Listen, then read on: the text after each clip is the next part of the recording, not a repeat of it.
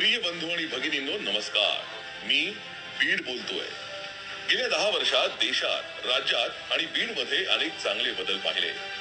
महाराष्ट्र प्रगतीच्या दिशेने जाताना मी पाहतोय. अंबाजोगाईच्या योगेश्वरी मातेचा मला वरदहस्त लाभलाय. परळी वैजनाथच्या सान्निध्यानं मी पावन झालोय. शेती हा इथला मुख्य व्यवसाय. जलयुक्त शिवार योजनेमुळे इथला दुष्काळ हटलाय. पीक विम्याचा बीड पॅटर्न राज्यात लागू करण्यात आलाय.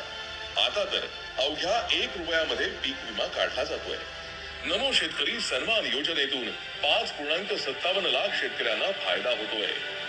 महायुती सरकारनं 11,726 कोटी रुपयांच्या कृष्णा मराठवाडा सिंचन प्रकल्पाला मान्यता दिली आहे.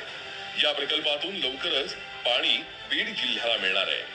बीड जिल्ह्यातील गहिनीनाथ किल्ल्याच्या संवर्धन आणि विकासासाठी 25 कोटी रुपयांचा निधी देवेंद्रजींनी दिलाय. त्याचप्रमाणे परळी वैजनाथ मंदिराच्या विकासासाठी मोदी सरकारनं भरघोस मदत केली आहे. स्वर्गीय गोपीनाथ मुंडे यांनी बीड मध्ये विकास गंगा आणली आणि ती रुजवली देवेंद्रजींनी.